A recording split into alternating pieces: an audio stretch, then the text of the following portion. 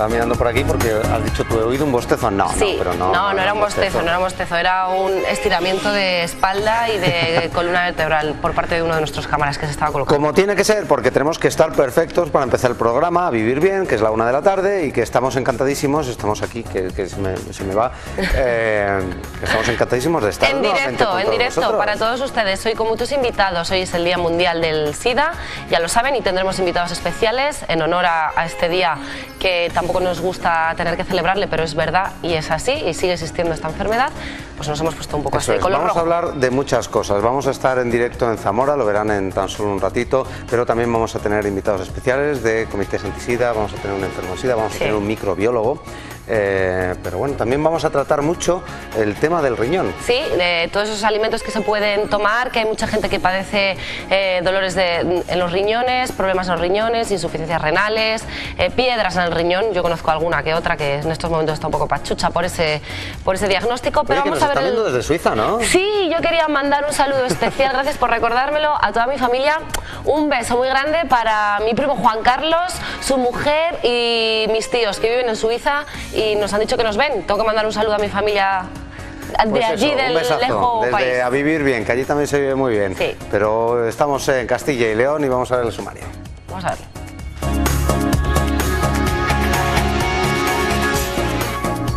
Hoy es miércoles 1 de diciembre y también es el Día Mundial de la Lucha contra el SIDA. Estaremos en algunos de los actos que se desarrollan en nuestra comunidad. Veremos en qué consiste la prueba rápida para su diagnóstico precoz y, por supuesto, los especialistas nos aclararán todas las dudas que tengamos sobre el VIH. Los problemas de riñón ocuparán otra parte importante en el programa de hoy.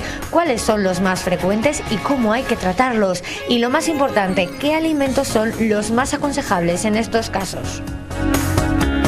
No faltará nuestra sección habitual de los miércoles. En el SOS de hoy conoceremos el trabajo del teléfono de la esperanza. De una sección ya conocida a otra de estreno. Hoy inauguramos el diario de una embarazada, el de nuestra compañera Reyes Cabero. En el primer capítulo descubriremos el sexo del futuro bebé. ¿Quieren perderse un momento tan emotivo? Seguro que no, así que no se muevan porque comenzamos. Qué emoción. Yo estoy deseando ver ese diario de una embarazada porque, bueno, va a ser increíble. Va a ser increíble. En vivo y en directo vamos a vivir un embarazo. No ha querido desvelar, ya ha estado, pero no ha querido desvelar. Ha dicho que tiene que ser en directo cuando nos enteremos de si es niño o es niña. Ah, no lo sabemos todavía, no se lo vamos a decir. Bueno, estaremos muy pendientes de ese reportaje, Diario de una embarazada, que comienza en el día de hoy. Lo que sí que ya tenemos preparado, si puede ser, compañeros, es a nuestra compañera Blanca Fraile. Hoy va a estar en Zamora, hablándonos de este día del SIDA. Mira el lacito rojo ya preparada, guapísima. ¿Qué frío tiene que estar pasando? Buenas tardes. Pues como bien habéis dicho, estoy en Zamora. Hoy, con motivo de ese Día Mundial del SIDA en toda Castilla y León, se celebran diferentes actividades. Los comités antisida de las capitales o de los municipios están en marcha, están en la calle con mesas informativas y organismos también o instituciones están realizando, bueno, pues diferentes actividades con motivo de esta fecha, como os decía. Yo, como veis, ya llevo puesto también el lazo rojo.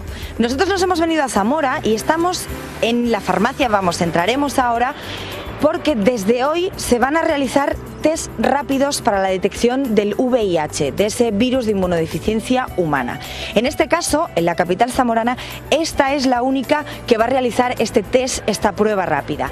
Pero no solo conectaremos con vosotros para ver cómo se realiza y en qué consiste esa prueba, sino que también nos bajaremos un poquito más al centro y estaremos con las personas, con miembros del comité antisida de la ciudad, que hoy han salido a la calle, como os decía, y han colocado diferentes mesas por la ciudad para dar esa información a los ciudadanos y a todos los que quieran. Así que cuando queráis, nosotros estamos muy preparados para celebrar de alguna manera, para dar a conocer cómo vivimos hoy en Castilla y León este Día Mundial del SIDA. Bueno, pues estaremos en tan solo unos minutos contigo. Blanca, muchas gracias. Los lazos los estamos gestionando. pero bueno, después hablaremos largo y tendido sobre este día contra el SIDA. Y ahora vamos a centrarnos en otro tema, porque ya les hemos dicho que además de hablar de esta enfermedad, vamos a hablar de otras enfermedades, en esta ocasión que afectan al riñón. Está con nosotros nuestra dietoterapeuta Pilar Zumael. Muy buenas tardes. Hola, buenas tardes, ¿Cómo estás? Rodrigo. Bien, gracias. Bueno, se te ve estupendamente. Muchas gracias. Estupendamente. Procuro estar bien. ¿Los riñones? El riñón bien. Y gracias a que bebo mucha agua, porque... ¿Gracias a eso solo? No, pero por encima de todo hay que darle agua. O sea, no podemos decir, podemos comer esto, patatas, es malo comer espinacas, el alcohol es malo para el riñón, pero todas las cosas malas, si encima no bebemos agua, se duplican Claro. Se deteriora muchísimo más rápido el riñón, y el riñón es un órgano súper importante porque regula muchísimas funciones y bueno, pues tenemos que cuidarle, y el alimento y el nutriente que más le va a cuidar y que más le va a arropar es el agua. Entonces es muy fácil adquirirlo, pero es muy difícil generar los hábitos del agua. Tenemos muy presente que los niños tienen que beber agua y tenemos que ofrecerles agua, que los ancianos tienen que beber agua y les damos sus calditos, sus sopitas y su hidratación, pero hay una etapa en la vida madura en la que el agua se descuida muchísimo y eso genera muchos problemas. Y cierto es que no es que no bebamos por ello, sino que a lo mejor lo bebemos de otra manera, o nos tomamos refrescos, o nos tomamos y eso no es bueno, no porque bebamos otras cosas. ¿Los refrescos son buenos o no son buenos? Mejor el agua, digamos, mineral. El agua mineral, sí, vamos, ese es el ideal. De toda la hidratación que tiene que tener el cuerpo, se aconseja que la mitad sea en forma de agua. Y luego pues nos va a hidratar también una alimentación equilibrada, sobre todo equilibrada a nivel en el que abunden las verduras, como es nuestra dieta mediterránea. Lo que pasa que a medida que nos vamos separando de ella, la ingesta del agua viene reducida porque favorecemos los alimentos proteicos. Entonces una dieta hiperproteica, una comida rápida de filete de pescado y un yogur y tal, lo que van a fomentar es una deshidratación mayor. ¿Ah, sí? Porque esa alimentación no nos aporta agua, sino que lo que va a hacer es favorecer que el riñón trabaje muchísimo. Entonces se van a acumular una serie de minerales que, de no beber agua, van fusionándose, uniéndose y formando los famosos cálculos.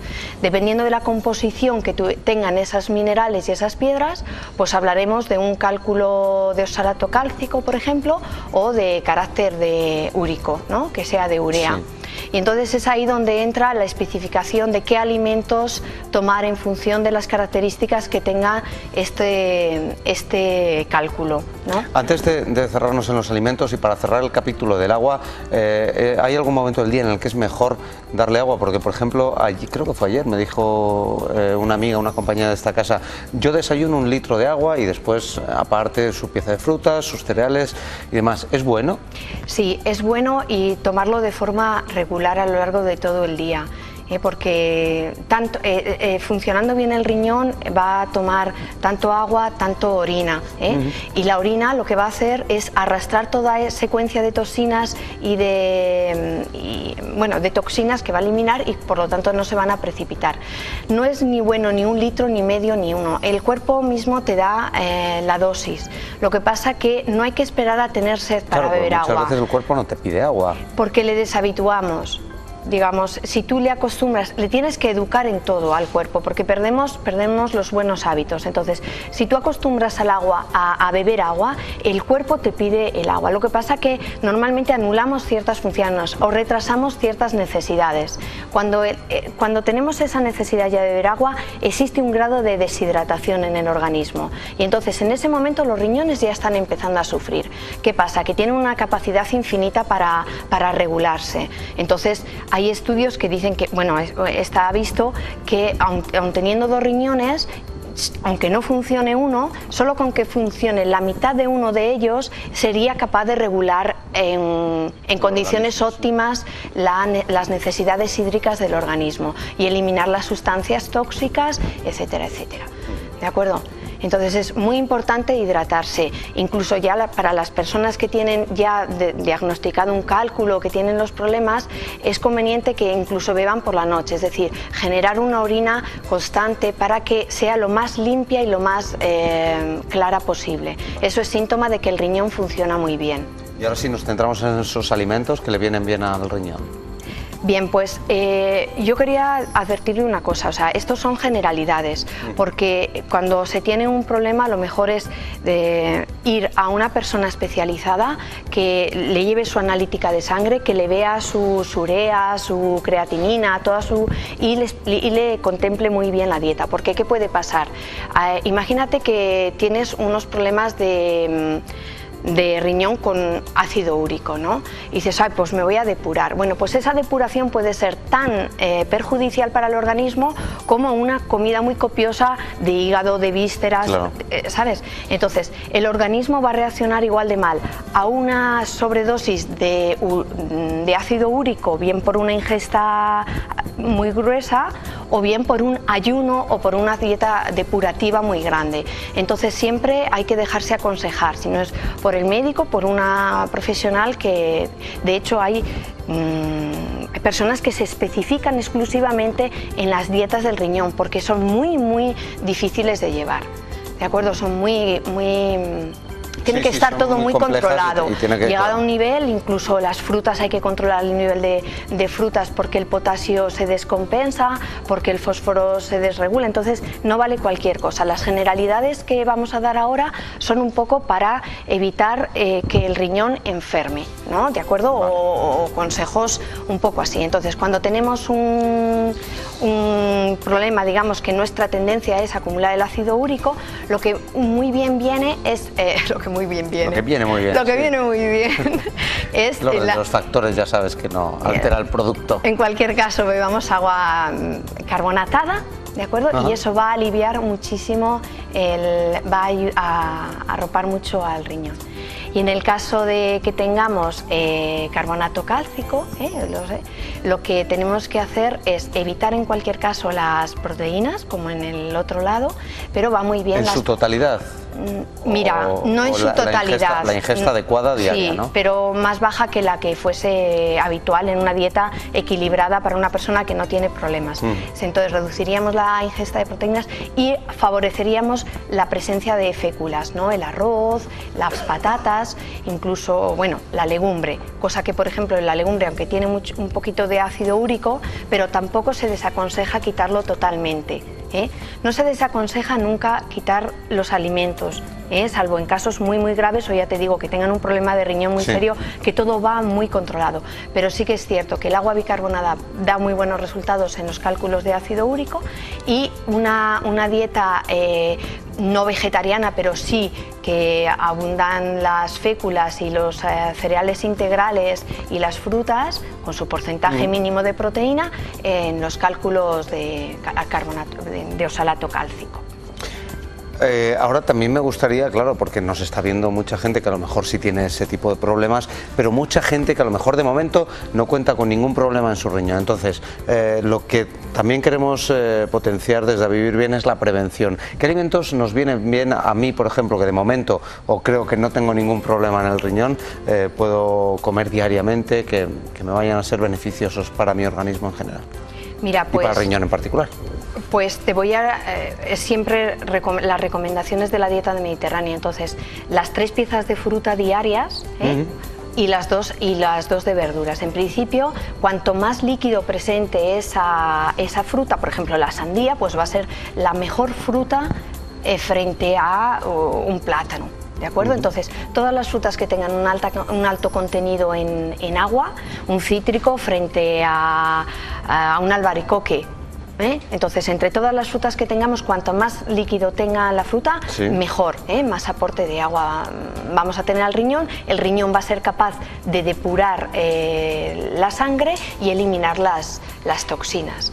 Y luego siempre las vegetales A2, pero por ejemplo siempre se va a descartar aquellos vegetales que son muy ricos en oxalatos. Las espinacas, las acelgas, la col, las setas y los champiñones también son muy ricos, y los espárragos. Son ricos, tú lo has dicho. Es una pena. Sí, pero... Ajá. Pero bueno, lo presentan. El caso es que ninguna verdura por sí misma ni el conjunto de todos ellos generan un problema. Tiene que haber una cierta predisposición a una patología, ¿eh? No, cuando se aconseja una cierta cantidad de verduras, de estas verduras que tienen oxalatos, las que hemos nombrado, sí, se aconseja 1/4 de taza. Es decir, de esas verduras 1/4 de taza. Entonces no renunciamos a ellas, pero sí, por ejemplo, en un puré que vamos a hacer con zanahoria, puerro, cebolla, pues echamos esa dosis, pero echamos esa dosis de una de ellas, por ejemplo, o de espinacas o de coles, ¿de acuerdo? Y luego pues no ponemos de contorno unas setas. Por ejemplo, si podemos, pues ponemos unos pimientos, o una cosita, o una salsa de tomate, que el tomate también tiene... Es que me estás abriendo el apetito. Es hora de... Pero bueno, lo importante es llamar la atención sobre ello. Entonces, muchas veces es el conjunto de una poca ingesta de agua unido a una dieta hiperproteica, es decir, que vamos a reducir la ingesta de vegetales y de frutas, y una dieta muy rica en calcio también favorece que el riñón trabaje muchísimo, ¿de acuerdo? Entonces todo controlado, no abusar de nada. Y el del agua, abusar lo que queramos, porque el cuerpo nos va a decir, para que haya un problema por superhidratación tiene que haber un problema muy grave, ¿eh? Dicen, Pilar, para acabar, sé que estamos fuera de tiempo, pero dicen que las aguas en determinadas, tanto las embotelladas como en las diferentes provincias de nuestra comunidad, son muy diferentes. Las hay más ricas en cal, y otras un poquito menos, y al igual que el sodio, por ejemplo, en las diferentes aguas embotelladas minerales. ¿Hay algún agua que es recomendable o se puede beber del grifo con toda tranquilidad? Menos de 150 miligramos de calcio. De acuerdo, entonces es que es muy difícil, claro, muy difícil, pero hombre, por no hablar de marcas, pero cuando la gente vaya a comprar que sí que pierda un poquito de tiempo. Si 71 tienen estaría bien, me están preguntando qué es la botella de la que están bebiendo arriba en publicidad. Sí, es baja, sí. Y luego otra cosa ya estamos fuera de tiempo, ya no tardo nada, pero el clima al que vamos cálido, lo que va a fomentar son más problemas de riñón. Entonces hay estudios que cuanto más calor hace, más sudamos. Cuando más sudamos, más se concentra la orina, con lo cual aumentan las precipitaciones de minerales, ¿de acuerdo? Entonces se acumulan las piedras, así que siempre vamos a tener que beber más agua, puesto que vamos hacia un clima mucho más cálido, ¿no? Beber agua. Beber agua, pues con esto nos despedimos hasta el próximo... Ya no sé ni qué día. Hago puente. No sé ni en qué día estamos. Es verdad que el miércoles es fiesta, de modo que dentro de 15 días volvemos a tener con nosotros a Pilar Zumell. Muchas gracias a vosotros. Hasta entonces, nos vamos a publicidad, pero yo, como soy muy bien mandado, pues aquí, tapando la publicidad, voy a beber un poquito de agua, aunque no tenga sed. Volvemos enseguida, no se vayan porque vamos a hablarles del SIDA. Hoy es el día contra el SIDA, así que no se vayan.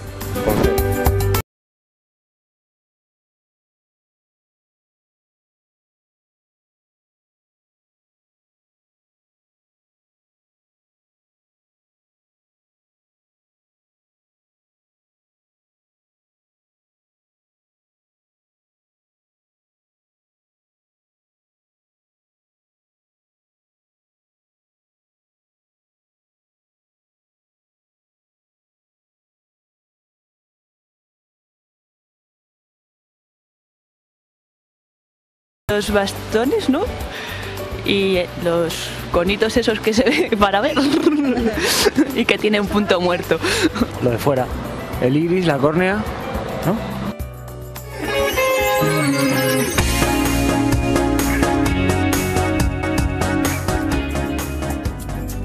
La córnea es la estructura hemisférica y transparente localizada al frente del ojo que permite el paso de la luz y protege al iris y al cristalino. Posee propiedades ópticas de refracción significativas, representando cerca de 2/3 de la capacidad total de enfoque del ojo. Consta de 5 capas: epitelio anterior, membrana de Bowman, estroma corneal, membrana de Descemet y endotelio. La córnea es uno de los pocos tejidos del cuerpo que no posee irrigación sanguínea, es decir, que no tiene vasos sanguíneos, pero sí tiene sensibilidad. Es la porción anatómica del cuerpo humano que posee más terminaciones nerviosas sensoriales en relación a su tamaño. Se nutre de la lágrima y del humor acuoso. Cuando la córnea pierde su transparencia por alguna enfermedad ocular, se produce pérdida de visión. Para recuperarla, a veces es necesario realizar una intervención quirúrgica que se llama queratoplastia o trasplante de córnea. Bueno, pues estamos ya de vuelta y, como hemos dicho, hoy es el Día contra el SIDA. Sí. Y nosotros queríamos tratar este asunto de forma muy amplia y compleja. Y con gente además experta, solidaria y que ha traído además lazos rojos a este Ya los plató. tenemos puestos. Estábamos gestionándolo y ya les tenemos aquí. De eso nunca se olvida, ¿no? De ir con ese lazo rojo a todas partes. Elena Juto, bienvenida. Buenas Hola, tardes. Buenos días, buenas tardes. Sí. Ella es educadora social del Comité Ciudadano Antisida. Sí, eso Buenas es. tardes, Buenas bienvenida. tardes. Y bienvenido también a José Luis, que bueno, que es enfermo de SIDA. Sí, señor. ¿Desde hace cuánto tiempo? Pues desde hace 20 años aproximadamente. 20 años ya. Que yo sepa, sí. Madre mía, ¿cuánto tiempo ha pasado? Sí. ¿Y cómo se encuentra en estos momentos? Pues bien, porque tenemos una medicación pues buena, ¿no? Y está muy actualizado lo que es el sistema médico. Entonces, pues bien. Lo llevamos bien. En un principio pues había que tomar muchas pastillas, pero fue adelantando la cosa y se puede decir que hoy tenemos una medicación buena y que son 3 pastillas. Que antes había que tomar, yo me acuerdo cuando empecé que tenía que tomar 7, 8 y bueno. Y eso era una bomba para el estómago, Sí, para el estómago era una... Y ahora incluso sacaron una nueva que se llama la tripla, que es una pastilla que lleva concentrados los 3 medicamentos. Ajá. Entonces pues es muy fácil de tomar, es una pastilla solo y bueno, no supone nada. Bueno, en cada provincia de Castilla y León, no sé si en todas existe, pero desde luego sí, Zamora, Valladolid, Salamanca y creo que Burgos y León. Sí, eso es. ¿Existe? Falta, creo que Ávila y Soria Ajá. y Segovia, esas 3, creo que esas 3, si no me equivoco. Existe el Comité Antisida que trata, me imagino, de concienciar a toda esta sociedad Sí. de la importancia, primero de la no discriminación de las personas con SIDA y segundo, de ver cuál es la importancia y la gravedad de esta enfermedad. Sí, eso es, sobre todo informar, que aunque es una enfermedad relativamente joven, porque en España el primer caso pues, es en el 81, pero aún así necesitamos pues, informar, pues, estamos viendo que están la gente aumentando. Lo conoce, ¿no? En realidad. Sí, lo conoce, pero nuestra impresión desde el comité es quizás que a mí no me va a pasar, sobre todo en población más joven, y de hecho está aumentando mucho por vía sexual. ¿Está aumentando la incidencia? Está aumentando, ¿no? Y cada mes, sobre todo, o sea, cada vez más, sobre todo en el ámbito homosexual, ¿no? Por así decirlo. Sí, antes quizás había más por vía parenteral, sobre todo la gente que se pinchaba. Sí que es verdad que están descendiendo los casos de SIDA, pero sí que se está indicando, según las estadísticas, que es por vía homosexual y heterosexual. A mí no me cabe en la cabeza que con toda la información de la que disponemos actualmente, ya sea a través de internet, ya sea a partir de asociaciones como la vuestra, de comités como el vuestro, que siga la gente tan desinformada en ese sentido y que siga sin querer tomar las previsiones adecuadas, Sí. es decir, el uso del preservativo, que es tan básico, que yo creo que ahora mismo es tan lógico. Sí, básico y que es muy accesible. Que es increíble que... Pero ya no solo SIDA, cualquier enfermedad. Sí, sí, eso es. ¿verdad? Aparte del contagio de VIH, pues también hay otras infecciones de transmisión sexual que es importante. Y sí, es muy accesible un preservativo, pero no sabemos por qué a lo mejor no llega a todos. José Luis, yo no sé si a usted le importa que le pregunte o quiere contarnos cómo contagió usted. Bueno, yo me contagié, eso creo, ¿no? Porque yo aquí en España utilizo siempre jeringuilla nueva sin compartir, ¿no? Pero me hice un viaje a Holanda y resulta que yo me llevé una sorpresa porque compré, porque de aquella estaba consumiendo heroína, ¿no? ¿Consumía usted heroína, Sí, y entonces fui a la farmacia a comprar una jeringuilla y me llevé a la desilusión que exigían receta médica. y entonces me vi un poco tal y tuve que compartir la jeringuilla con un italiano, me acuerdo bien. Y entonces a partir de ahí fue cuando empecé a hacer la analítica para ver y dio positivo.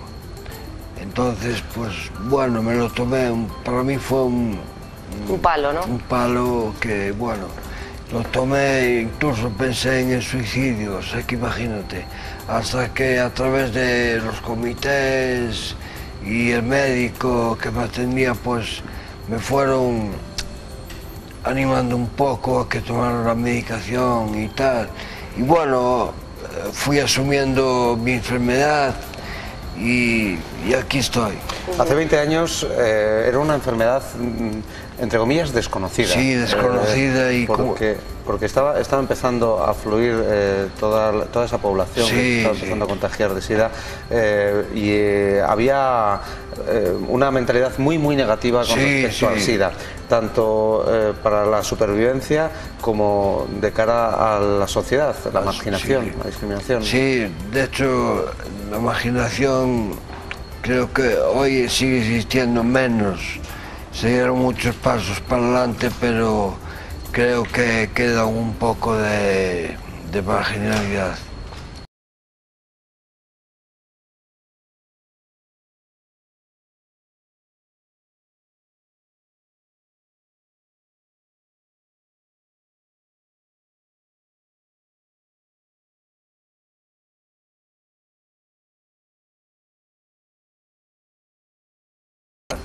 Son sanos, ¿no? Sí, completamente sanos. sanos. Sí. ¿Casado antes de que le ocurriera lo que le ocurrió? O... Sí, me casé antes de tener contacto con ningún tipo de drogas ni nada.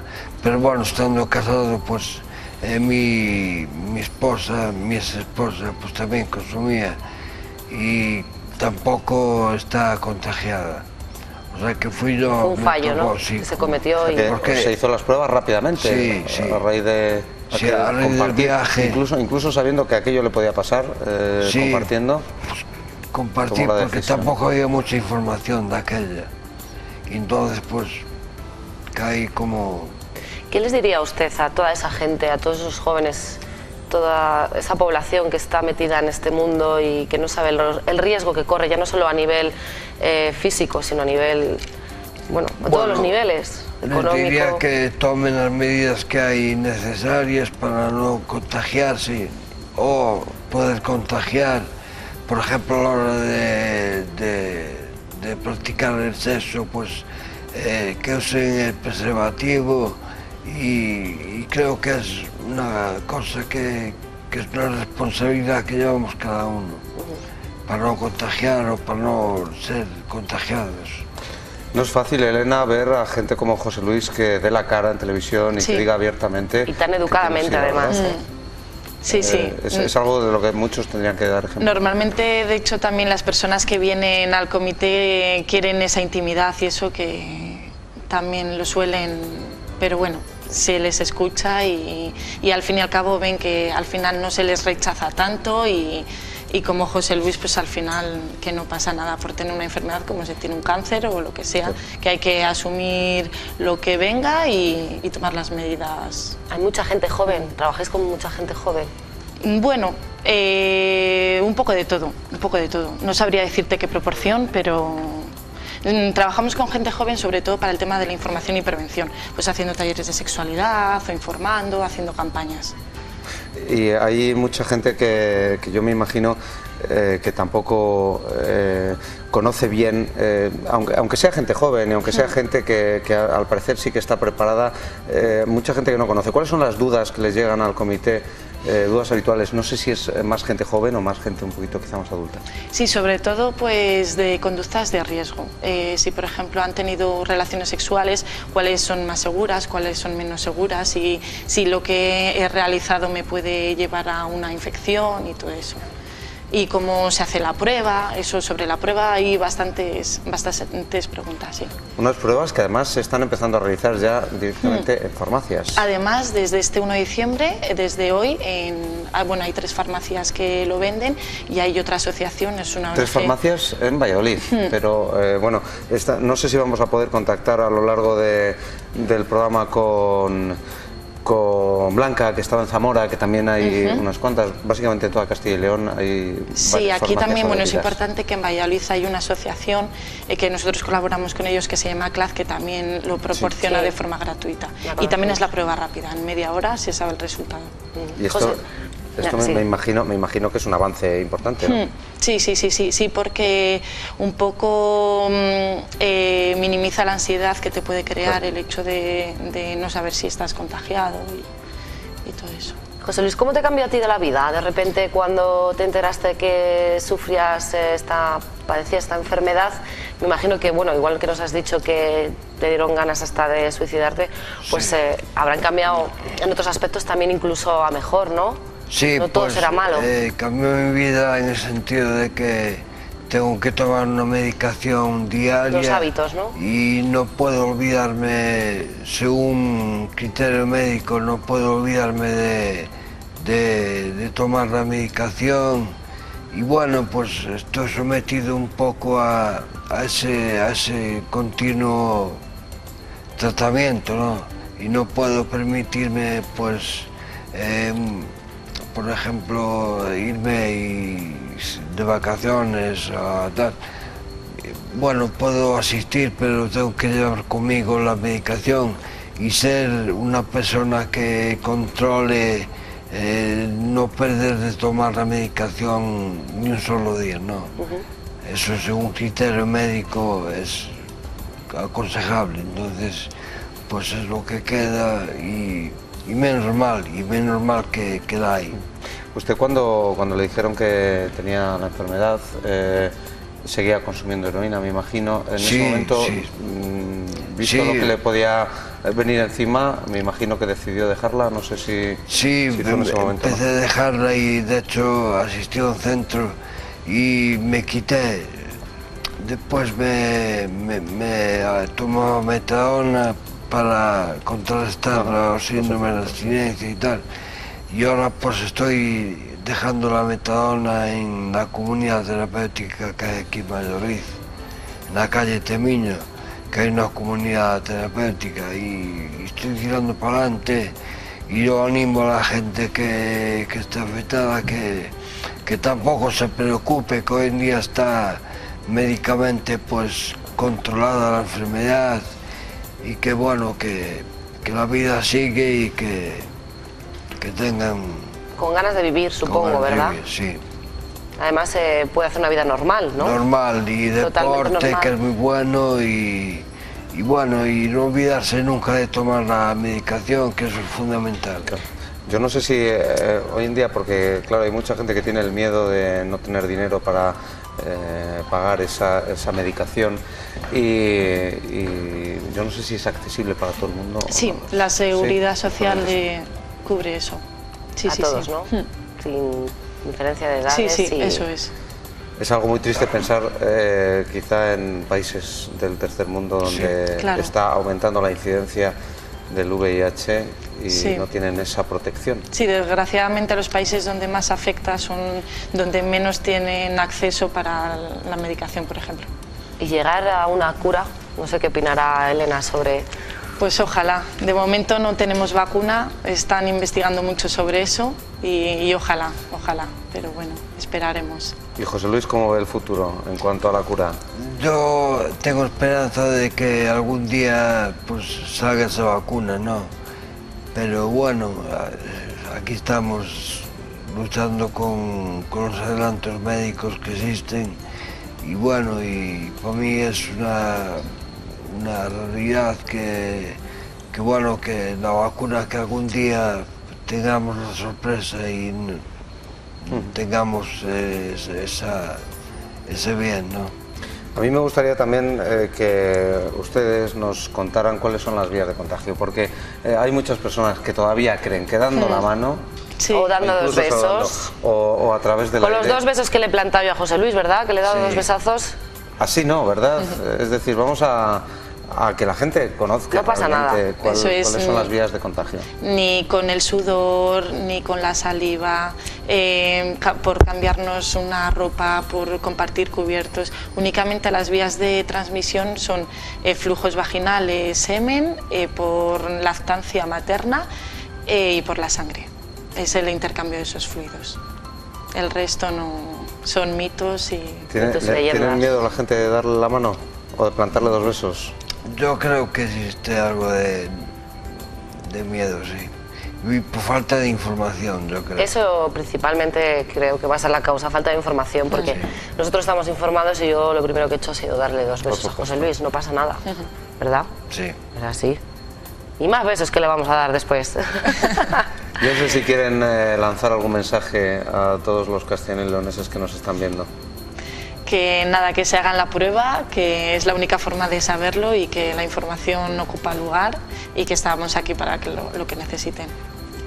Muy bien. Luis. Sí, pues lo mismo, que si sufren algún tipo de riesgo, que no tengan miedo a hacerse la prueba, que hoy en día hay una medicación muy buena y que bueno, que se dieron muchos pasos para adelante. Y que bueno, yo animo a los que tengan dudas que se hagan la prueba para que cuanto antes empiecen a tomar el tratamiento para que no se desarrolle ningún tipo de enfermedad. Y bueno, y ánimo, ¿no? Y que sean conscientes de que ellos también pueden contagiarlo. Sí, señor. O sea, que no solo es para prevención suya, sino es para prevención del resto de la sociedad. Eso es. Pues muchísimas Elena gracias. Arjuto, José Luis, un A placer. vosotros. contar Un con placer. vosotros. Enhorabuena por dar la cara y decir a la sociedad que el SIDA es una enfermedad con la que hoy en día afortunadamente se puede vivir. Sí, gracias. Muchas gracias. No vamos Madre a mía. poder estar con Blanca, parece que no vamos a tener esa problemas de conexión en directo, es el frío, que es que todo lo congela. Pero lo que sí que les vamos a poder contar es una curiosidad, como todos los días. Y antes de nada, decir que después vamos a seguir hablando del SIDA porque va a estar con nosotros un microbiólogo.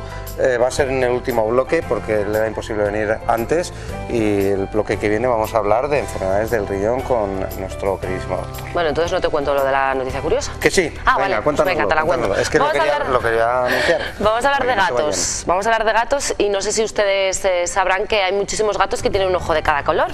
El motivo, el motivo es la heterocromía, condición que se refiere al exceso o falta de pigmentación dentro del iris ocular, la cual puede deberse a la herencia o al resultado de una lesión. Mira, ¿Te parece? como David Bowie. Como David Bowie, y es verdad que es ojos de gato, qué fuerte. Como lo esté viendo el gato escéptico, esto no sé qué va a pasar. Nos vamos a publicidad y volvemos enseguida. Hasta ahora.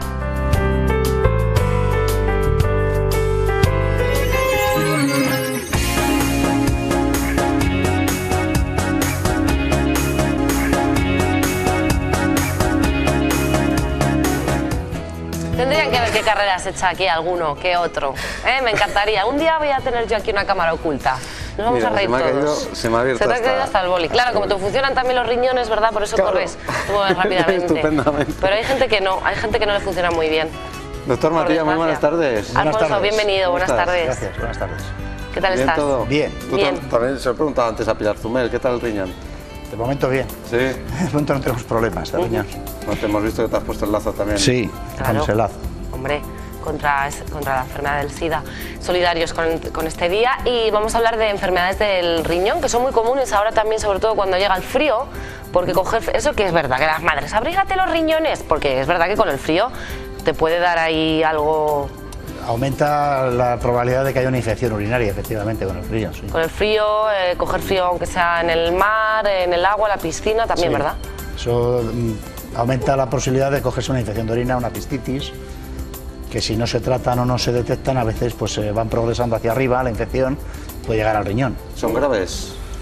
Pues hombre, si se detectan bien, normalmente no. Además tenemos la herramienta que es el cultivo de orina, que nos dice exactamente el germen que está causando la infección y nos suelen dar un antibiograma que nos dice además con qué antibiótico hay que combatirlo, con lo cual no tiene excesivo problema cuando son sintomáticas y se detectan. El problema son las infecciones de orina que son asintomáticas y no se detectan y son las que tienen a lo mejor un poquito más de riesgo. ¿Podrías contarnos, Alfonso, qué tipos de enfermedades del riñón podemos padecer? Pues enfermedades del riñón hay de muchos tipos. Hay la glomerulonefritis, que es una enfermedad que afecta a los glomérulos renales. Luego tenemos las infecciosas, que ya hemos hablado un poquito. Tenemos las tumorales y luego tenemos una de las más frecuentes, que es la litiasis de riñón. Que son las piedras. Los cálculos, las piedras del riñón. Sí. Antes de adentrarnos en los cálculos del riñón, que va a ser quizá el bloque fundamental, ¿cómo funciona un riñón? Porque claro, muchos decimos, sí, es el que filtra, es...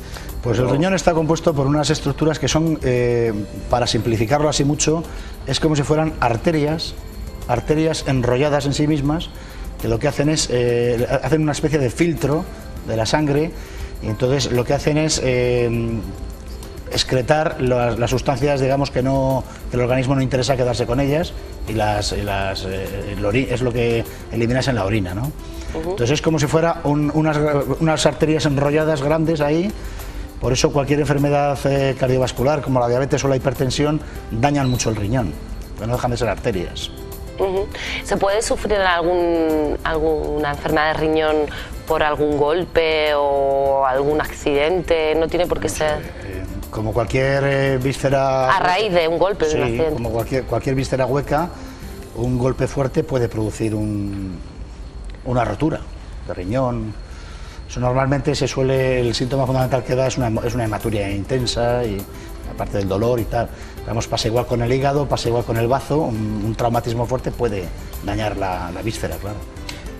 Hablábamos con Pilar también hace un rato, que nos decía que con medio riñón una persona puede, digamos, vivir. Y con uno. Con uno perfectamente, y hasta ser futbolista de la selección española.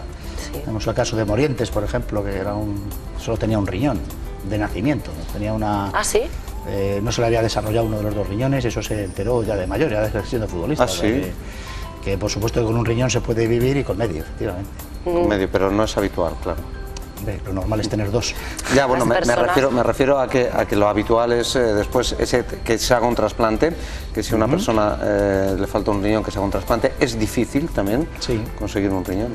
Sí, pero bueno, hay casos incluso de que cuando había problemas, ahora ya esas cosas van mejorando afortunadamente, pero cuando había más problemas de compatibilidad en los trasplantes, pues había familiares que han dado uno de sus dos riñones a otro familiar, y se han quedado con uno cada uno, por así decirlo. O sea que compartir.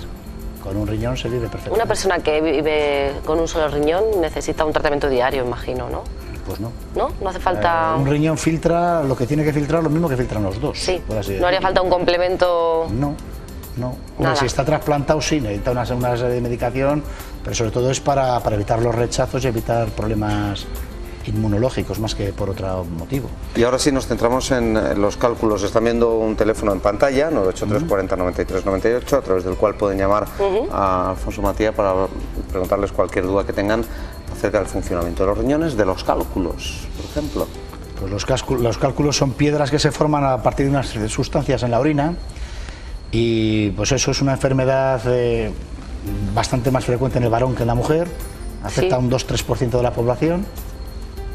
Y dependiendo de la composición del cálculo, pues los hay de varios tipos. El más frecuente es el de calcio, un 70 o un 80% de los cálculos de riñón son de osalato cálcico. Luego tenemos otro grupo, que son los que llaman la estrubita, que es un fosfato amónico magnésico, que esos vienen a ser un 13% aproximadamente. Luego están los de ácido úrico, que esos también son como muy conocidos, que vienen a ser entre un 5 y un 10%, y luego hay otros cálculos de otras sustancias más raras, como la santina, la cistina, otra serie de cosas que son bastante poco frecuentes. Entonces eso tiene importancia, porque dependiendo de qué esté formado el cálculo, se puede intentar deshacer o no. Entonces también se tiene importancia a la hora del diagnóstico, porque por ejemplo hay cálculos que son radiopacos y otros radiotransparentes. Entonces los que son radiopacos, cuando tú haces una radiografía simple, pues ves el cálculo ahí en la radiografía. Por ejemplo, los cálcicos se ven, ¿no? Sin embargo, los ácidos son transparentes y en una radiografía no los verías, habría que hacer otras pruebas para detectarlos, ¿no? Entonces, bueno, pues la importancia del cuadro depende un poquito del sitio donde está el cálculo, donde se queda atascado la piedrecita, y un poco también del tamaño de la piedra, claro. las que son más grandes dan más Mayor síntomas y problema. más patología que las que son pequeñitas. A mí me habían comentado, yo tengo una amiga que padece esta enfermedad, le han diagnosticado por fin una piedra en el riñón, porque en su época tuvo palabras vulgares o textuales, arenilla, que no es lo mismo que piedras. ¿Es más complicada la operación? Es lo mismo, la distinción en que cuando llaman arenillas o llaman una piedra es el tamaño. Cuando esas arenillas se van concentrando más y entonces se hace una piedra. Si está, digamos, más deshecho, pues es arenilla, pero al fin y al cabo el problema es el mismo, vamos. ¿Y cuáles son los síntomas, Alfonso, los síntomas de una persona que sufre piedras en el riñón y cómo combatirlas o como cirugía? Los síntomas decíamos que depende un poco del tamaño de la piedra y del sitio donde esté enclavada o asentada, ¿no? Pero vamos, lo típico es el cólico de riñón, cólico de riñón, que es un dolor cólico muy intenso. Dicen que es de los dolores que se pueden comparar a un parto, o sea, es un dolor muy intenso, sí, es un dolor tipo cólico, o sea, dolor que se acentúa y parece que disminuye un poco y luego vuelve a acentuarse. ¿Fiebre? Es un dolor tipo cólico. Luego es... ¿Dónde duele exactamente? En los riñones. Suele doler en la zona lumbar y el dolor luego se suele irradiar hacia la zona del uréter, o sea, hacia adelante, ¿no? Ese es el dolor típico del cólico típico renal. Luego suele haber hematuria, que es presencia de alguna muestra, de algo de sangre en la orina. Y luego suele haber, dependiendo también del sitio donde se asienta, una urgencia miccional, o sea, necesitas ir corriendo a orinar porque de repente notas ahí una aunque no orines nada. Aunque no orines nada a veces, pero necesitas, o sea, tienes esa sensación de urgencia miccional, ¿no? ¿Y eso qué síntoma es? O sea, es síntoma del cálculo también. Eso es síntoma de cálculo. Entonces, luego puede haber infecciones, entonces si hay infecciones, pues puede haber algo de fiebre, eso no siempre es tan constante. Pero vamos, el dolor cólico, la hematuria y la urgencia miccional son los tres síntomas más típicos de la litiasis renal o ureteral. ¿Y el tratamiento? El uréter.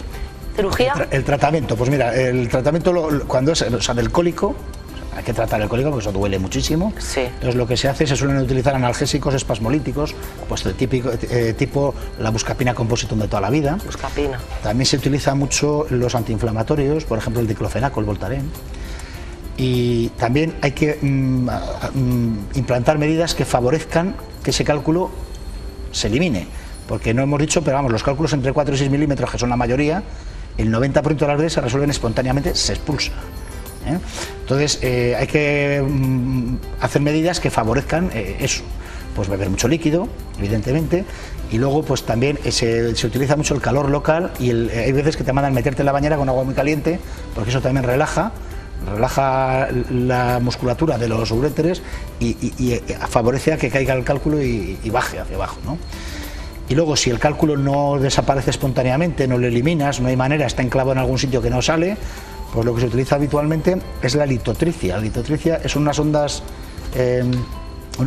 ultrasónicas que lo que hacen es intentar romper el cálculo para que lo puedas eliminar con más facilidad. La litotricia esa se puede hacer de varias maneras. Hay una litotricia, digamos, externa, otra percutánea, otra endoscópica, que es metiendo un aparatito y dando la onda ultrasónica por dentro. Y a veces hay casos en que hay que recurrir a la cirugía tradicional, porque cuando no hay manera de sacar el cálculo, pues hay que abrir y hacer cirugía tradicional y sacarlo, ¿no? Pero vamos, ya te digo que el 90% de las veces se resuelven espontáneamente, se elimina el cálculo, ¿no? ¿Hay mucha gente afectada? Pues ya te digo que entre un 2 y un 3% de la población. Desde luego las piedras de riñón es la causa más frecuente de retención urinaria, vamos, de destrucción urinaria en la gente joven. La gente mayor, sabes que son problemas de la próstata. O sea, que es normal en gente joven. Es más normal en gente joven, se da más en gente joven de mediana edad que en gente mayor. ¿Y qué alimentos o qué prácticas o qué hábitos no se deben realizar cuando padeces piedras en el riñón? Pues ahí depende un poco lo que habíamos hablado antes, de qué está compuesta, y de qué está compuesta la piedra. El que tiene cálculos de oxalato cálcico, o sea, de calcio, pues hombre, debe de hacer una comida no excesivamente rica en calcio. Eso muchas veces es porque hay un problema en la vía de producción del calcio, en las paratiroides, que hay un problema paratiroideo y pues se produce más calcio de lo que se tiene que producir y al final se acaba acumulando y acaba dando cálculos. Pues en ese caso tienes que hacer una dieta pobre en calcio, pues encima metes más calcio, estás empeorando el problema. Si el cálculo es de ácido úrico, que es el otro que es también muy frecuente, pues lo mismo, hay que hacer una dieta pobre en purinas, en ácido úrico, para intentar que no se acumule más ácido úrico y que no te produzca más piedras, ¿no? Claro. Entonces, dependiendo un poquito de cuál es la naturaleza de la piedra que estás produciendo, claro. Y una vez expulsado, ¿hay que ir a revisiones? Pues hombre, forma periódica. El que hace alguna piedra, aunque la expulse, desde luego son personas que tienen más predisposición a hacer más. Entonces, probablemente podrán hacer más. No hemos dicho antes, pero hay un factor ahí genético bastante claro. Entonces sí que ves que hay familias de gente que tienen cólicos y los hijos también, o sea, hay un factor genético claro. Entonces, ya te digo, que lo produce, pues aunque elimine esa piedra, es probable que vuelva a producir alguna otra. Entonces esa gente, pues hombre, hay cosas básicas como lo que hemos hablado antes, son gente que tiene que beber mucho agua, porque aquí es un problema de dilución. Si tú bebes más muchos líquidos, pues claro, la piedra no se concentra tanto los solutos para producir la piedra, ¿no? Entonces el beber mucho líquido es interesante, aunque ya te digo que hay un factor genético ahí que ahí no podemos mucho entrar, ¿no? Pero bueno. Pues yo no sé si algo más, si nos queda más tiempo, que me lo digan nuestros compañeros de realización, o hay algún consejo más. Pues sobre todo eso, yo quería una pregunta, ¿puedes sufrir durante este periodo en el que estás padeciendo piedras, arenilla, una perionefritis, puedes sufrir el riñón? ¿El riñón se puede dañar? Pues, ¿puede quedar tocado? Como todo, si esa situación se mantiene durante un tiempo X, sí puedes acabar produciendo alguna alteración en el riñón que pueda ser más irreversible. O sea, el problema del cálculo es que muchas veces obstruye. Entonces, la orina, digamos, no cae por el uréter hacia la vejiga, sino que se va acumulando ahí, y ese acúmulo de orina, de líquido, llega al riñón, está en el riñón, y puede producir lo que llamamos hidronefrosis. Y eso, si se mantiene durante tiempo y tú no solucionas el problema, claro que te daña el riñón. Nos llaman de Burgos. Nos llaman de Burgos, una mujer, Adoración. Muy buenas tardes. Hola, buenas tardes. Hola. Cuéntenos. Hola. ¿Qué quería saber? Preguntar al doctor. Pues mira, es que hace muchos años me diagnosticaron que tenía tuberculosis al riñón. Quería saber si eso es posible. Pero nunca, hasta el día de hoy, nunca me han dado cólicos. Sí, vamos a ver. La tuberculosis... Y a raíz de que me hicieron una radiografía de espalda, de la columna, pues me han visto que el riñón no me funciona. Claro. Vamos a ver, la tuberculosis es una enfermedad infecciosa, es una infección, el bacilo de Koch concretamente. Entonces, la mayoría de las tuberculosis, de las infecciones por ese bacilo, suelen ser pulmonares, pero hay una proporción no pequeña precisamente que pueden afectar al riñón. Entonces es una tuberculosis renal. La tuberculosis renal es una infección, no tiene nada que ver con los cálculos ni con las piedras, pero es una infección que, claro, que si progresa y está durante tiempo ahí, te puede acabar estropeando el riñón. Entonces el riñón puede quedar... Incluso que no se dé cuenta que no funciona el riñón, ¿no? No sé, es que seguramente la tuberculosis renal, cuando se la han detectado por otro motivo, que han hecho una radiografía por otra causa y lo han visto, llevaría ahí tiempo, claro. Pues muchas gracias, Adoración, muchas gracias, Alfonso García. A vosotros. Muchas gracias, doctor. Y hasta la semana que viene. En 15 días. En 15 días. ¿No? Estamos de puente. Bueno, venga, vale, le voy a dejar. Gracias, Alfonso. Un placer. Bueno, pues a cuidarse los riñones, que hace mucho frío, abrigarse bien, y al menor síntoma que usted tenga, al médico. Eso es. Corriendo. Así que ya lo sabe, pues vamos a ir a publicidad. Volvemos enseguida, que vamos a seguir hablando del día de... Estás hoy, Rodrigo. Además con las ganas que tenemos de ver, es verdad, que viene nuestra nueva sección Diario de una embarazada. Ya saben que una compañera nuestra, que va a durar Reyes Cabero, 9 meses. Algo menos, porque lleva ya 3 meses y pico de embarazo, con lo cual Reyes Cabero, que es reportera de este programa, se va a someter a unas pruebas quincenales, y este es el resultado de que lo vamos a vivir prueba. En vivo y en directo todos los compañeros de Castilla y León Televisión, un diario muy especial de una compañera muy especial para que todos ustedes lo vean. Reyes, no sabemos el niño o niña.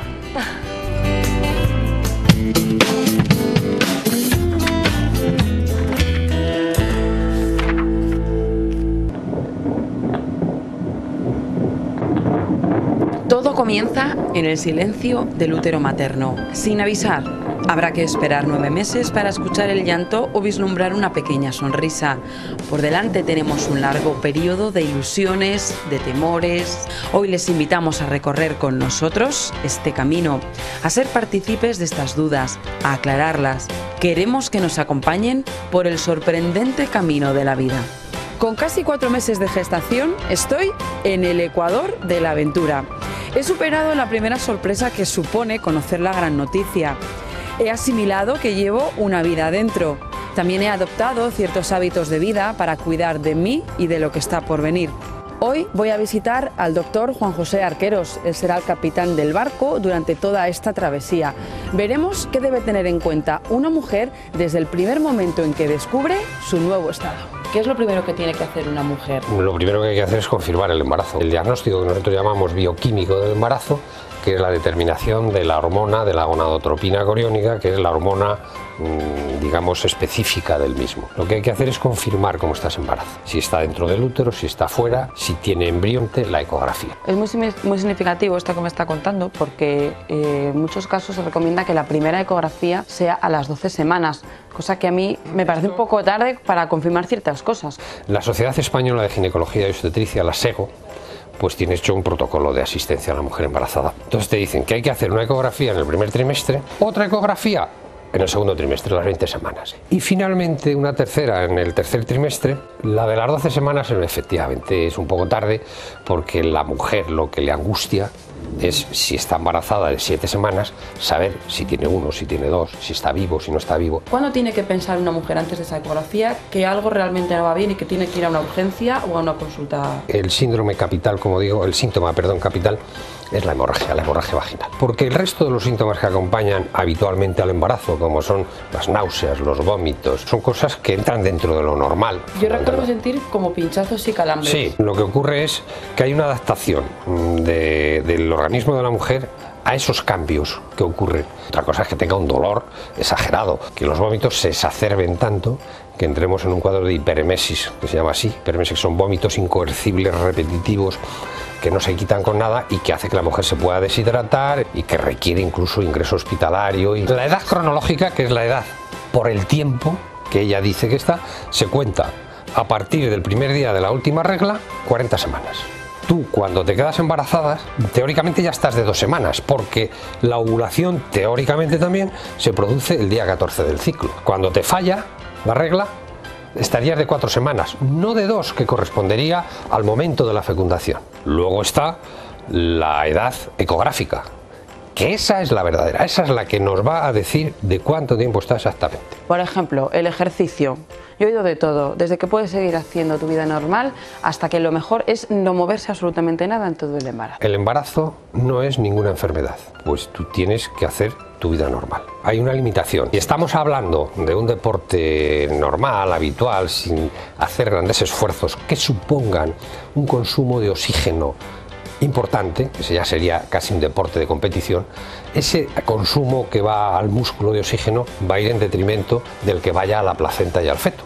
Si no tiene otros problemas, normal. Pasear, correr, a mí me lo preguntan, ¿puedo jugar al pádel? Pero puedo jugar al pádel, no hay ningún problema. Bueno, el mito de comer por 2, este que nos cuentan las abuelas, que hay que comer. Descartado, totalmente descartado. Yo creo que se puede comer de todo, pero sin abusar de aquellos alimentos que tengan un gran poder energético. Los dulces, embutidos, grasas. Bueno, hablemos del alcohol, del tabaco. Yo oigo por ahí, ¿no? Es preferible que se fume un cigarro, mujeres muy fumadoras, ya, a que tenga que pasar la ansiedad. O el hecho de una copita de vino o un sorbo de vino, no pasa nada. No pasa nada. ¿Eso es permisible o es nocivo? Una copa de vino en la comida no es totalmente permisible. Bueno, lo que hay que hacer es no llegar a ese estado, digamos, de embriaguez, con una tasa de alcohol elevada, porque esto puede condicionar una adicción en el feto. Cuanto menos se fume, mejor. Tampoco hay que ser drásticos, porque estamos hablando de mujeres fumadoras, muy fumadoras, y de mujeres que se fuman 2 o 3 cigarritos. Pues no pasa nada. Las muy fumadoras sí, van a condicionar alteraciones en el desarrollo y crecimiento del feto. Una de las primeras pruebas rutinarias que hacéis a las embarazadas es controlar sobre todo el peso. Súbete. Vale. Pesas 76 con 900 gramos. 76,900. Tela, ¿eh? Bueno, has engordado un poquito más, porque ya sabes que el límite del peso en el embarazo está entre 9 y 12 kilos. Pues te quedarían como máximo 5 engordar en el resto del embarazo. Y otra de las pruebas es... la tensión arterial. Entonces ahora inflamos el manguito. Es una tensión muy baja. Volvemos a subir otra vez. 80-50, muy baja. Pero bueno, mejor que esté así. Lo único que puede condicionar esta tensión tan baja es pues que tengas mareos en un momento determinado. Un cafetito pues no viene mal, porque hemos dicho que se puede tomar café sin abusar. Y ahora lo que vamos a hacer es una ecografía. Otra forma de valorar el crecimiento fetal es medir la altura del útero con una cinta métrica, y son 22 centímetros. Es decir, que correspondería a una gestación quizá un poquito menor. Y aquí nos da que estás exactamente de 20 semanas y 2 días. Le tienes al feto colocado de nalgas. O sea, que está de pie. Bueno, está sentado. Solemos empezar pues echando un vistazo general, ahí se está moviendo. Aquí vemos el tórax y el corazón, que está latiendo perfectamente. El sonido. Ese es el sonido de los latidos fetales. Aquí estaría, digamos, los genitales externos. Yo creo que mis compañeros también tienen un poquito de intriga, ¿no? Por saber qué es lo que puede ser. ¿Se ve claramente? Sí. Pues ahora te lo digo. Ahí están los genitales externos. Sí, es una, ¿qué es una niña. Doctor Arqueros? Es una niña, ¿eh? ¡Otra niña para el programa! Ahí tiene las extremidades inferiores, las dos piernas. Se está moviendo, ahí tiene las manos. Sí, yo creo que la he notado, pero esta es la primera vez que la noto de verdad en toda la gestación, ¿eh? ¡Ay, qué emoción! Que me han puesto todos los pelos de punta. Una niña, qué bien, qué alegría. ¡Ay! Bueno, pues nuestro diario de una embarazada. No llores, Rodri, que estás todo emocionado. Es que es emocionante ver como una compañera.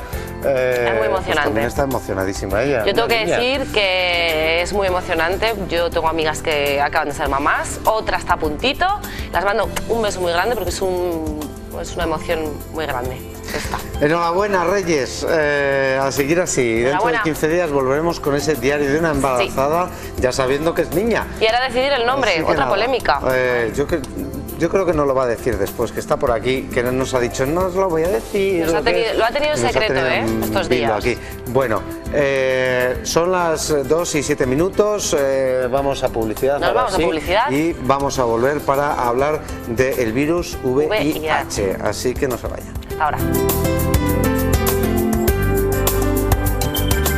Que el picar entre horas engorda no es nada nuevo, pero hoy analizamos los motivos por los que se da este hecho tan habitual. ¿Sabías que la mayoría de las veces que picamos lo hacemos por aburrimiento?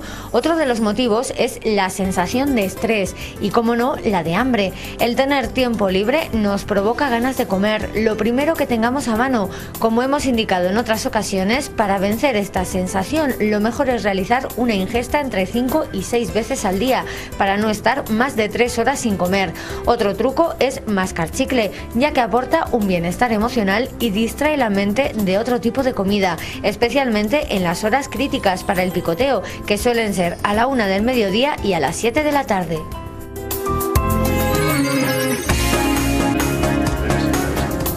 Bueno, pues estamos aquí de nuevo y el bloque anterior hemos hablado de problemas en el riñón, hemos visto a nuestra queridísima Reyes que está embarazada, pero anteriormente hemos hablado de un día, como es el día de hoy, que es el día contra el SIDA, y vamos a hablar de los espectros víricos. Para ello nos acompaña una persona muy especial que ya ha estado aquí otras veces. Él es José María Eirós, ¿lo he dicho bien? Eirós. Sí, da igual. Microbiólogo. Microbiólogo que además ha participado, me estaba contando usted, en programas tan importantes como Informe Semanal, ¿no? Nosotros el más importante es cuando salió la gripe aviar, que nos llamaron de la CNN. Increíble. O sea, nos preguntaron si iríamos a México. Me dijo, ¿usted iría a México? Y dije, sí, sobre todo si me invitan. Y ahí es donde ya se preparó un follón, ¿no? Muy bien, pues le agradecemos que esté con nosotros hoy en este día especial que dedicamos al VIH, del que usted supongo sabrá muchísimo y tendrá muchísimas cosas que contarnos sobre este virus. Pues no mucho, llevamos 25 años estudiándolo y la verdad es que entendemos aspectos muy parciales, ¿no? En un programa como el vuestro quizás lo que había que destacar es que el VIH pertenece a un gran grupo de virus que hemos conocido recientemente en la historia de la humanidad, que tienen una propiedad biológica fundamental que los diferencia del resto, y es que son capaces de hacer una copia de su genoma, de su central de inteligencia, al revés que todo el resto de los seres vivos. Y eso es tan especial que provoca que aspectos íntimos de su desarrollo en las células sean difíciles de entender en nuestro nivel de conocimiento a 1 de diciembre del año 2010. No lo sabemos todo. ¿Cómo actúa el VIH? Pues actúa con un mecanismo que llamamos de reconocimiento de células. Llega a una célula. Los virus actúan todos de una manera muy similar, ¿no? Son en definitiva, ya lo contamos cuando hablamos de la rabia, pues un grupo de genes, unas proteínas que los envuelven y en algún caso como es este del VIH, pues algo más, una membrana de envoltura, como un abrigo. Eso les permite reconocer una célula, la infectan y viven a expensas de su ácido nucleico, o sea, parasitan una célula. El hecho de que rompan la célula pronto o que mantengan una dinámica de latencia depende de algunos factores que no están esclarecidos, no lo sabemos. José María, ¿y eso provoca que una persona infectada por el virus VIH no tenga defensas ante una infección, por ejemplo? No, por supuesto. O sea, yo creo que en el VIH, llegados a este punto, hay que definir que hay un hecho importante que es infectarse y luego conocer cómo es la historia natural. Cuando nosotros atendíamos los primeros pacientes hace 25 años, no había tratamiento específico para inhibir el virus y en consecuencia la vida era corta.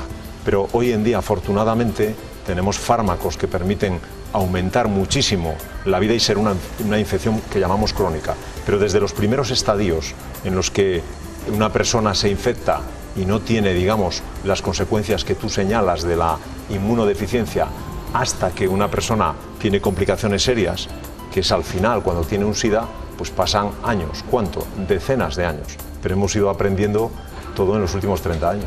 ¿Cómo es posible que unas personas sí desarrollen el virus y otras no? Eso es un tema apasionante. El reconocimiento que hace el virus de la célula está mediatizado o condicionado por algo que llamamos correceptores, es decir, por algunas sustancias que hay en sus propias células que hacen más plausible o más difícil la infección. Creo que esto se puede entender en la manera de que cuando uno llama a la puerta de un vecino, si el vecino le reconoce, es fácil que le abra la puerta. Si llama a la puerta de un extraño, probablemente le franqueen la entrada y no le dejen entrar. En el virus VIH, el mecanismo es algo parecido. Algunas personas se exponen y es fácil que el virus efectúe una infección y otros, pocos, que son la esperanza para la humanidad en este ámbito, dificultan mucho la entrada del virus. Entonces es un tema de herencia biológica, donde cada una y cada uno de nosotros tres y de las personas que nos estén oyendo, tienen lo que llamamos una facilidad o una susceptibilidad para infectarse. En España llevamos unos 25 o 30 años estudiando esta enfermedad, como bien has dicho antes, y conociendo casos desde el año 81. Hemos tenido anteriormente en el programa una persona infectada con este virus. ¿Esta enfermedad, este virus, de dónde proviene realmente? Bueno, en España el primer caso se declaró por un grupo catalán en el año 83. Los primeros casos en el mundo se declararon en el mes de junio del 81 en los CDC americanos por el consumo de un fármaco que era inusual. Pero eso no quiere decir, es una manera de medir. Probablemente el virus lleve, y en esto enlazo con la segunda pregunta, cientos de años entre nosotros.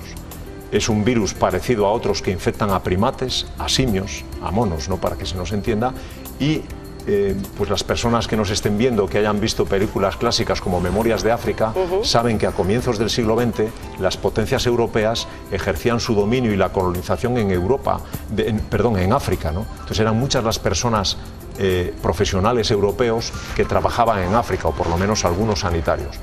De hecho, hemos podido documentar que sueros de pacientes, muestras de sangre archivadas en congeladores en potencias como Bélgica, que tenían cirujanos destacados en el Congo belga, entonces pues ya tenían infección, y eso ocurrió en los años 50. Es decir, aunque nosotros hemos medido hace 30 años, los primeros casos en el mundo civilizado, por así decirlo, es plausible que hubiera personas infectadas desde hace tiempo.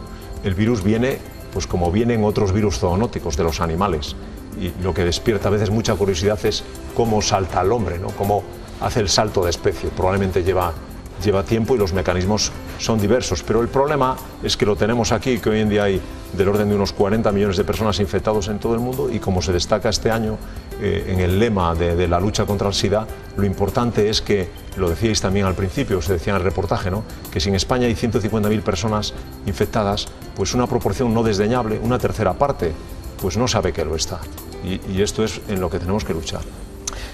Ahora mismo, según están las cosas, ¿cómo ve usted? ¿Más cerca o más lejos una cura? Bueno, una cura. Yo la cura la veo siempre más cerca porque, como bien se conoce, la infección por VIH es una infección crónica.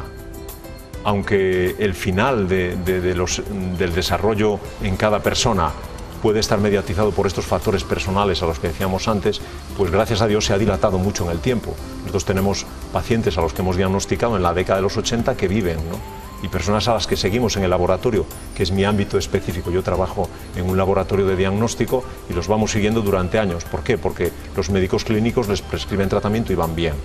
De ahí a la cura como erradicar, yo creo que como enfermedad infecciosa es difícil que se erradique del globo. Me atrevería a afirmar que no se erradicará nunca. ¿Por qué? Lo veíamos en el reportaje de vuestra compañera, porque somos mujeres y hombres. Y en mantener relaciones sexuales nos va algo tan serio como es la transmisión de la especie. Y entonces, hasta donde somos capaces de retrotraernos en conocimiento, y esto es muy importante, la única enfermedad infecciosa que se ha erradicado del planeta es la viruela, el último caso declarado en el 79 en Etiopía.